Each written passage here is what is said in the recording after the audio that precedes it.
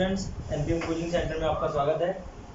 भाई आज मैं आपको एक्सरसाइज 3.2 जो क्लास 10 की हम पढ़ रहे थे उसका क्वेश्चन नंबर 2 कराने वाला हूँ, क्योंकि क्वेश्चन नंबर 1 में 2 क्वेश्चन थे। पहला क्वेश्चन मैं करा चुका हूँ, दूसरा बिल्कुल वैसा ही है। अगर किसी को फिर भी दिक्कत बता देगा मेरे को कमेंट बॉक्स। तो क्वेश्चन नंबर 2 जो है इसमें भी 3 क्वेश्चन दे रखे हैं, ठीक है, लेकिन सेम टू सेम दे रखे हैं। मैं एक क्वेश्चन आपको समझा रहा हूँ, बहुत तरीके से समझो आप। अगर समझ जाओगे तो समझ लो हो गया क्वेश्चन आपके सारे क्वेश्चन, ठीक है। या तीनों बता दो, तीनों अलग अलग है, थोड़ा बता दो। भाई इसमें क्या है, अनुपातों A1/A2, B1/B2 प्रश्न पढ़ रहा हूँ भाई मैं, सुन लो ध्यान से। और C1/C2 की तुलना कर ज्ञात कीजिए कि निम्न समीकरण युग्म निरूपित रेखाएं एक बिंदु पर प्रतिच्छेद करती हैं, समांतर हैं अथवा समपाती। देख लो भाई, 3 तरह की कंडीशन पहचानी है। प्रतिच्छेद करती हैं, समांतर हैं अथवा समपाती हैं। ये तीनों कंडीशंस के लिए भाई एक मैं आपको टेबल बनवा दूंगा, उससे कंपेयर करना होता है हमें, ठीक है। वो टेबल देखो क्या है भाई। अब A1 A2 B1 B2 C1 C2 ये क्या चीज़ है जरा मैं बताना चाहूँगा, ध्यान से। इस पहले वाले को हम यहाँ पे मान लेते हैं। अगर हमारे पास समीकरण ऐसा है A1x plus B1y plus C1 = 0 तथा A2x plus B2y plus C2 = 0, तो इसके लिए 3 कंडीशन बनती है भाई। पहली कंडीशन है प्रतिच्छेद करने वाली। पहली कंडीशन कौन सी है? प्रतिच्छेद वाली, ठीक है। दूसरी जो कंडीशन है हमारी वो है समांतर, ठीक है। और तीसरी कंडीशन हमें दिखाती है समपाती, ठीक है। अब भाई इसमें इस क्वेश्चन ने बस यही पूछा है कि इनकी तुलना करके आप बताओ। अब वो कंडीशन क्या है, कंडीशन मैं आपको बता देता हूँ। इनसे आप तुलना करो। A1 की जगह क्या आ रहा है, 5 आ रहा है। B1 की जगह क्या आ रहा है, -4 आ रहा है। C1 की जगह क्या आ रहा है, 8 आ रहा है, ठीक है। और A2 की जगह क्या आ रहा है, 4 आ रहा है। B2 की जगह क्या आ रहा है, 6 आ रहा है। और C2 की जगह क्या आ रहा है, -9, ठीक है। तो अब हमें पहले लिख लेना है यहाँ पे, हल करो क्वेश्चन को, ठीक है। हल, और A1 की जगह आ गया हमारा 5, B1 की जगह आ गया हमारा -4 और C1 की जगह आ गया हमारा 1। इसी प्रकार भाई A2 की जगह आ गया हमारा 4, B2 की जगह आ गया हमारा 6 और C2 की जगह आ गया -9, ठीक है भाई। अब जो कंडीशन है वो हम लगा देते हैं भाई। एनसीईआरटी की बुक से मैं आपको एक क्वेश्चन करा रहा हूँ, और कंडीशन क्या है कि हम इनको अनुपात निकालते हैं, बिल्कुल इसी अनुपात में A1/A2 B1/B2 C1/C2 निकाल देते हैं। तो A1/A2 की वैल्यू क्या आ जाएगी, 5/4, ठीक है। B1/B2 की वैल्यू क्या आ जाएगी,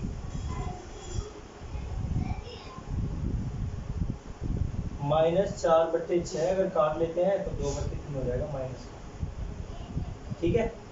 और C1/C2 की वैल्यू क्या आ जाएगी, इधर देख लेना भाई। C1/C2 की जो वैल्यू है वो जाएगी हमारी 8/-9, ठीक है। अब यहाँ पे क्या है, ना ये भाई इसके इक्वल है ना ये इसके इक्वल, तीनों अलग अलग आ रही हैं, ठीक है। तो तीनों की जो कंडीशन है वो मैं आपको बता देता हूँ।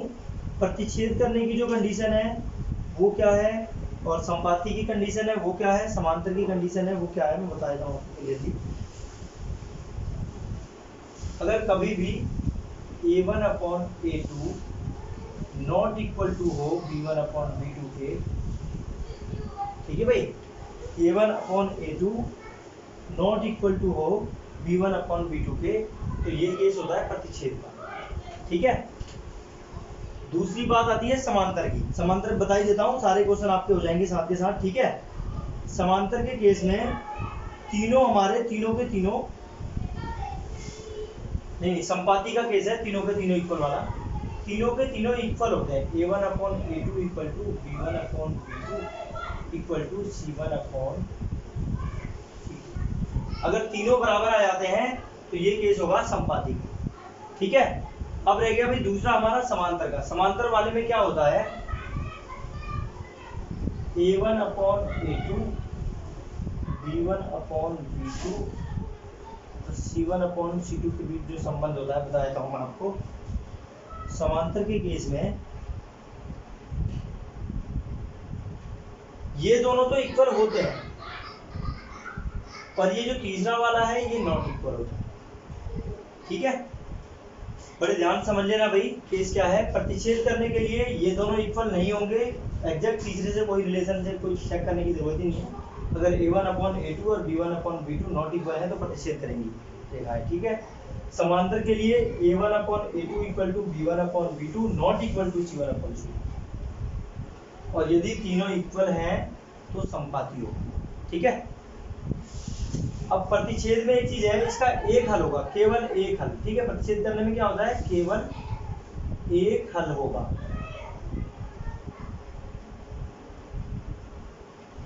ठीक है भाई, समांतर के रूप में क्या होता है, कोई हल नहीं होगा, कोई हल नहीं होगा। हल भी पूछ लेता है सवाल में, तो मैं आपको ये कंडीशन बताता हूँ। और संपाती के केस में अपरिमित रूप से अनेक हल, मतलब बहुत सारे हल हो सकते हैं, आप अनंत हल बोल सकते हो। ठीक है, अपरिमित हल, तीनों अगर इक्वल हो जाए तो इस इक्वेशन के एक्स वाई के बहुत सारे मान होंगे, और बहुत सारे मान को हम बोल दिए अपरिमित, गिनती नहीं की जा सकती इतने मान। ठीक है, तो भाई पहला हमारा जो क्वेश्चन था उस पे आ जाते हैं। ये भी तो कंडीशन थी, ये आप लोग लिख लेना।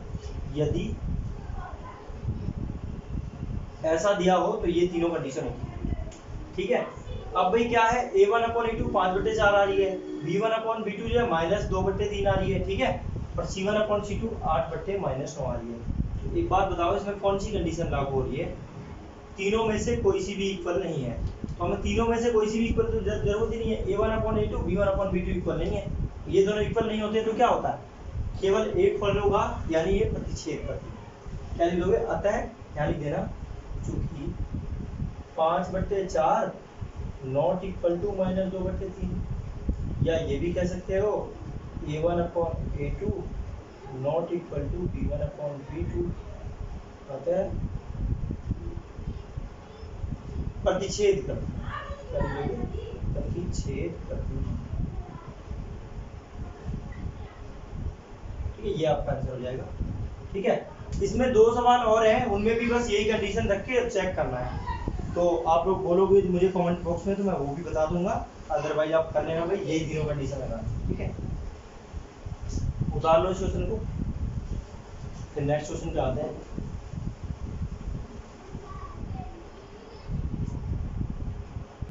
नेक्स्ट क्वेश्चन पे आते हैं भाई, तीसरा प्रश्न है। दूसरे के जो बाकी क्वेश्चन है वो सेम ही थे, इसलिए मैंने आपको छुड़ा दिया है, अभी आप कमेंट बॉक्स में बता देना।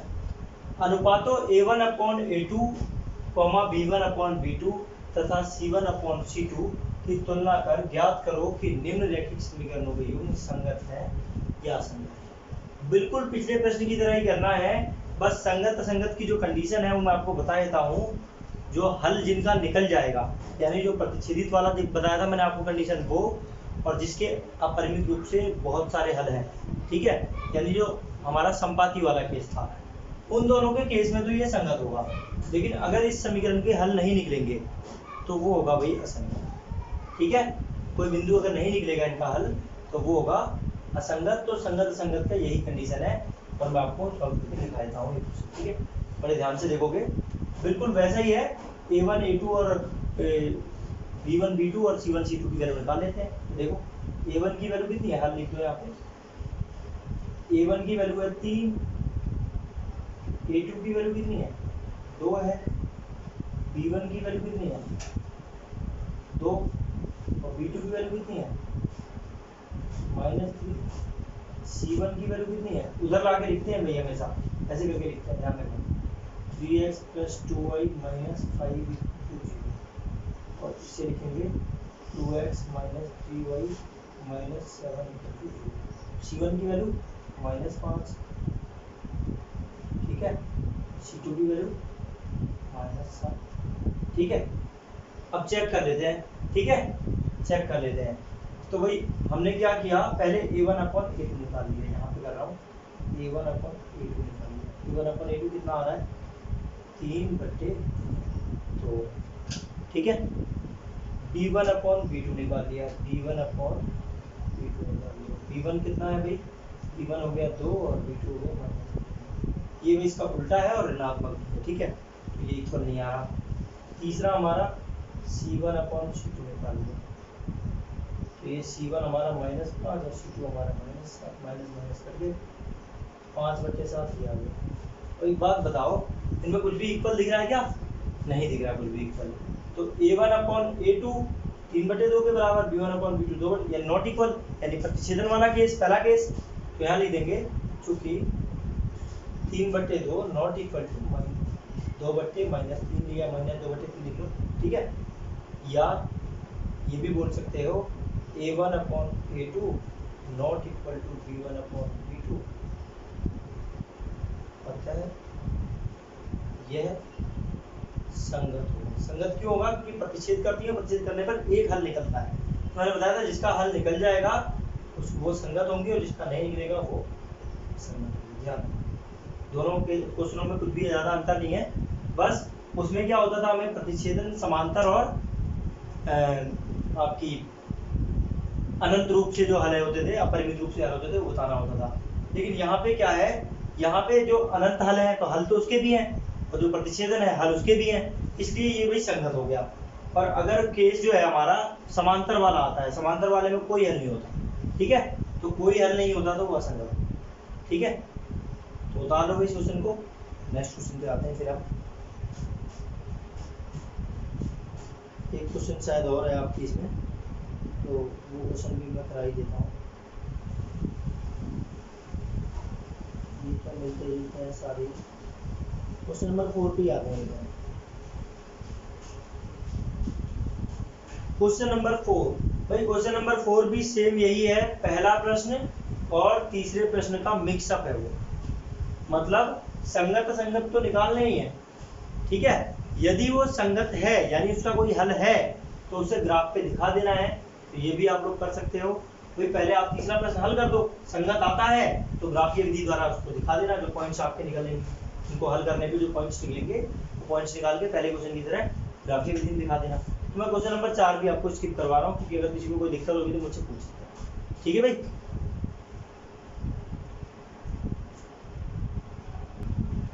नेक्स्ट क्वेश्चन पे आते हैं भाई। ये थोड़ा सा जो को दिक्कत आती है इस क्वेश्चन करने में, तो ये मैं बता देता हूँ आप लोगों को। एक आयताकार बाग जिसकी लंबाई चौड़ाई से 4 मीटर अधिक है का अर्ध परिमाप 36 मीटर है, बाग की बीमाई ज्ञात कीजिए। बीमाई का मतलब है भाई उसकी लंबाई और चौड़ाई के बारे में। ये आयत है, आयत में क्या होता है, लंबाई और चौड़ाई होती है। ये दो ही बीमा होती है, 3 बीमा होती नहीं है। तो 2 बीमाएं हैं, इसलिए बीमाएं बोल दिया। बीमाएं का मतलब है उसकी जो भी मेजरमेंट है वो सारी आपको मेजरमेंट आयत की क्या क्या होती है, एक लंबाई और चौड़ाई। तो वही इस सवाल को हल करने का हमारे पास वैसे तो तरीके मैंने आपको विलोपन प्रतिस्थापन विधि बता रखी है कुछ वीडियो में, पर यहाँ पे हम ग्राफीय विधि से हल करेंगे, क्योंकि इस जो चैप्टर को हम कर रहे हैं वो सारा चैप्टर ग्राफीय विधि द्वारा हल किया गया है। तो ग्राफीय विधि में यहाँ पे आपको बताने वाला हूँ। तो ग्राफीय विधि में वही होता है कि पहले आप समीकरण बनाओ जो भी क्वेश्चन ने बोला है उस हिसाब से, और उस समीकरण पे अपने मान रखो, और जो मान दोनों समीकरणों को संतुष्ट कर दे वही मान ग्राफ पे दिखा देना है, वही आपका एग्जिट आंसर है। तो आते हैं प्रश्न पे। आयताकार बाग जिसकी लंबाई चौड़ाई से 4 मीटर अधिक है, यानी अगर मैं चौड़ाई x मानता हूँ तो लंबाई क्या हो जाएगी, x + 4 हो जाएगी, ठीक है। तो मैंने पहले मान लिया, हल कर लेता हूँ प्रश्न को।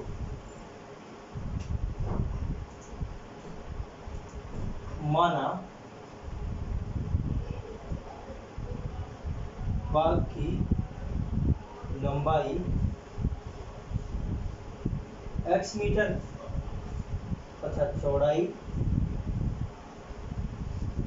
y मीटर है, मीटर है भैया, ठीक है, हम लिख दिया इसको, ठीक है।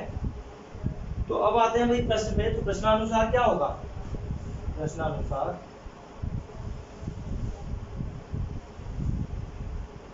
लंबाई चौड़ाई से 4 मीटर अधिक है, तो तो x किसके बराबर होगा भाई, y प्लस 4 के।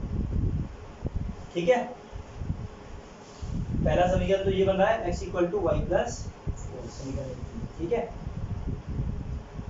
अब भाई दूसरा समीकरण कह रहा है इसका जो अर्ध परिमाप है वो 36 मीटर है। अर्ध परिमाप का मतलब है भाई, परिमाप होता है हमारा 2 इंटू लंबाई प्लस चौड़ाई, ये होता है परिमाप। ठीक है, अर्ध परिमाप का मतलब परिमाप को आधा कर दो। ठीक है, आयत का परिमाप होता है 2 बाहर होता है, लंबाई चौड़ाई ब्रैकेट में क्लोज होती है। ठीक है, जुड़ी हुई। अब भाई ये कह रहा है अर्ध परिमाप, अर्ध मतलब जो भी परिमाप है उसका आधा कर दिया हमने। ठीक है, आधा मतलब 2 से भाग कर दिया। अर्ध परिमाप किसके बराबर दे रखा है, 36 के बराबर दे रखा है। 2 से तो ये 2 कट जाएगा, x प्लस वाई बराबर 36 आ गया, यानी दूसरा समीकरण आ गया x बराबर 36 माइनस। ठीक है, ये आ गया हमारा। इन दोनों समीकरणों को हम हल करेंगे और इन दोनों समीकरणों से क्या निकाल डालेंगे, एक ग्राफ बना देंगे और जो दोनों समीकरणों का एक ही हल होगा वही आपका उत्तर होगा। ठीक, चलो तो आते हैं भाई हम ग्राफ बनाने के लिए। पहले हमें क्या करना पड़ेगा वो बताएंगे हम। पहले समीकरण 1 के लिए क्वेश्चन नंबर 1 में मैंने बता रखा है, बाकी यहाँ भी देखो। समीकरण 1 के लिए मैं देखो क्या कर रहा हूँ, एक्स वाई के मान रखना। ठीक है, x का मान कुछ रख रहा हूँ तो y का मान आएगा, ऐसे ही y का मान रखना आएगा। देखो मैं क्या कर रहा हूँ, समीकरण 1 के लिए पहले मैंने x इक्वल टू क्या रखा है यहाँ पे, अगर मैं x इक्वल टू यहाँ पे 0 रखता हूँ तो y की वैल्यू क्या आएगी, y की वैल्यू आएगी हमारी -4। ठीक है, दूसरी कंडीशन, अगर मैं y इक्वल टू 4 रखता हूँ, y इक्वल टू 0 रखता हूँ तो x की वैल्यू क्या आएगी, 4 आ जाएगी। ठीक है, 2 कंडीशन आ गई। ठीक है, दूसरे वाले के लिए देख लेते हैं या तीसरा कुछ और, तीसरा भी दिखता है, देखते हैं तीसरा भी। ठीक है, वैल्यू बहुत सारी निकल सकती है, मैं पहले ही बता चुका हूँ आपको। ठीक है, तो बिल्कुल भी कंफ्यूजन की जरूरत नहीं है, बस जो दोनों में मैच करेंगी वो आपका एग्जैक्ट होगी। ठीक, चलो आ जाते हैं, दूसरे को भी 1-2 हल कर लेता हूँ, पता लग जाएगा कितनी वैल्यू निकालनी पड़ेगी हमें। समीकरण 2 के लिए, समीकरण 2 के लिए देखो, समीकरण 2 के लिए मैं क्या कर रहा हूँ, कोई टेबल बना रहा हूँ। यहाँ हो गई x की वैल्यू, यहाँ हो गई। अगर मैं x 0 रखता हूँ यहाँ पे तो y की वैल्यू कितनी आएगी, 36 आएगी। यहाँ 0 हो जाएगा, y को उधर ले जाओ तो y की वैल्यू 36 होगी। ठीक है, बिल्कुल ऐसे ही अगर मैं y 0 रखता हूँ तो x की वैल्यू 36 आ जाएगी। ठीक है, अब देखो भाई दोनों समीकरणों का कोई हल हमें मैच कर रहा है क्या, नहीं कर रहा। ठीक है, तो हम क्या करेंगे, कुछ डिफरेंट वैल्यू रखेंगे। ठीक है, 0 रखने पे तो आ नहीं रहा है आंसर, तो डिफरेंट वैल्यू रख के देखेंगे जिनसे इन दोनों का आंसर सेम आए। ठीक है, तो देखो बड़े ध्यान से, अगर मैं वही x की वैल्यू क्या रखूं जो दोनों में सेम आ जाए, तो एक काम करते हैं,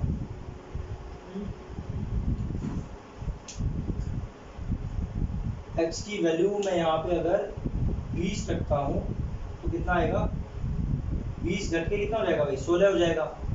और यहाँ 20 रखूंगा तो कितना हो जाएगा, 20 रख के देखते हैं, 20 से मुझे लगता है होना चाहिए। ठीक है भाई, x की वैल्यू 20 रखूंगा, y उधर जाएगा तो 20 से 16 आ जाएगा, यहाँ 20 रखूंगा तो भी हो जाएगा। ठीक है, चलो तो सॉल्व करके देखते हैं। तो भाई तो माइनस में आ रही है, चलो रख के देखते हैं। x इक्वल टू 20 रखा मैंने x की जगह, तो y plus 4, y equal to आ गया हमारा 16। ठीक है, पहले वाले में हुआ है। ठीक है, दूसरे वाले रफ वर्क है भैया। ठीक है, इसमें मैं करके देख लेना, आपको भी ऐसे ट्राई करना है।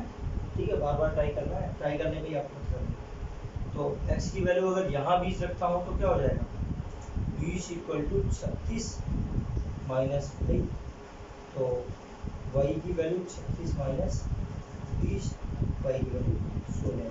ठीक है, तो क्या हो रहा है भाई, 20 पे हमारा एग्जैक्ट आ रहा है। ठीक है, तो मैं यहाँ पे रख रहा हूँ, देखो x की वैल्यू 20 रखी तो y की वैल्यू क्या आ रही है, 16 आ रही है, पहले वाले में भी और दूसरे वाले में। देखो x की वैल्यू मैं 20 रख रहा हूँ तो y की वैल्यू 16। ठीक है, तो ये जो तीसरा हमने पॉइंट निकाला ये दोनों में मैच कर रहा है। ऐसे ही बहुत सारे पॉइंट आप निकाल सकते हो, पर जो दोनों में मैच कर रहा हो वही आपका एग्जैक्ट आंसर है।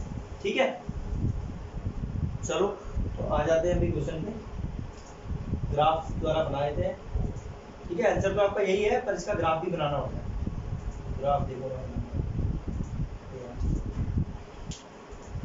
ये 16 है और ये 20 है। ये कितने के गैप पे है भाई? 4 के गैप पे। 4 के पहाड़े से दोनों कटते हैं। तो एक काम करता हूँ मैं, जो यहाँ मेजरमेंट ले रहा हूँ, ये 4 के गैप पे ले रहा हूँ। 4, 8, 12, 16, 20, ठीक है। इधर भी ऐसा ही ले रहा हूँ, 4, 8,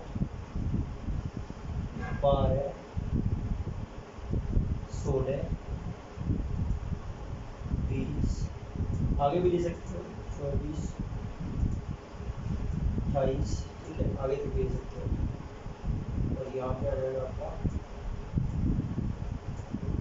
24, 28, 32, 36, इधर भी ले सकते हो, तो जगह कम मैंने छोड़ दिया, ठीक है। अब एक काम करते हैं, इसके दो बिंदु को इसे उठा लेता हूँ, इसके भी दो बिंदु को इसे उठा लेता हूँ, ठीक है। पर हमारे क्या बन जाएगा? समीकरण बन जाएगा, रेखा दिख जाएगी, रेखा कैसी है, ठीक है। तो इसके दो बिंदु कौन से हैं? 4, 0, पहले वाले समीकरण को लिखता हूँ मैं, 4, 0 और 20, 16, इससे बना मैंने लिखा। देखो क्या हो गया, यहाँ पे 4 यहाँ ले लिया, x अक्ष पे 4 और y अक्ष पे 0, तो यहीं पे होगा, ठीक है। और 20, 16 कहाँ होगा? x अक्ष पे 20 और y अक्ष पे 16, इन दोनों को मिलाना पड़ेगा। मिला जो पहले क्वेश्चन में किया था सेम वही बन गई भी, लाइन मिली हुई हमारी, ये होगी, ठीक है। ये होगी रेखा, ठीक है। चलो पहले वाला हो गया, दूसरे वाले को देखते हैं। दूसरा है 36, 0 और 20, 16। 36 कहाँ होगा भाई? यहाँ पे आगे होगा। तो मैं एक काम करता हूँ, इसको नहीं लेता क्योंकि मेरे पास ग्राफ छोटा है, आप चाहो तो ले सकते हो, ग्राफ बड़ा करना, मैं इसको लेता हूँ, ठीक है।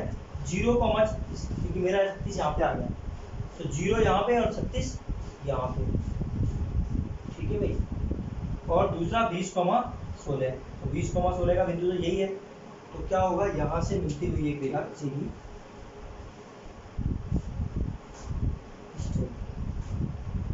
ठीक है। तो ये जो प्रतिच्छेदन बिंदु होगा, यही होगा हमारा 20, 16, और यही आपका, ठीक है भाई। और बिंदु को आप दिखा सकते हो, पर ये आपका उत्तर, ये उतार लेना भाई आप लोग, ठीक है। हो चुका है क्वेश्चन सॉल्व। बाकी आगे के जो क्वेश्चन है, क्वेश्चन नंबर 6 और 7, क्वेश्चन नंबर 6 जो मैंने क्वेश्चन नंबर 2 कराया था आपको, उसकी तरह ही है, सेम टू सेम, ठीक है। प्रतिच्छेद, समांतर और संपाती रेखाएं बतानी है, ठीक है। और क्वेश्चन नंबर जो 7 है वो हमारा इसकी तरह ही है, ठीक है। तो इन दोनों को मैं छुड़वा रहा हूँ। किसी को कोई दिक्कत हो तो कमेंट बॉक्स में पूछ लेना, तो मुझे सिलेबस आगे भी चलाना है भाई, रोज वही क्वेश्चन करते रहेंगे, क्या फायदा है, ठीक है। तो इस वीडियो को मैं यहीं पे आपको समाप्त करता हूँ। और आप लोगों को अगर वीडियो पसंद आई हो तो सब्सक्राइब कर देना चैनल को, ठीक है। और बच्चों को भी शेयर कर देना जिन्हें देखना भाई ज़रूरत हो, जिनको ज़रूरत हो देख लेंगे।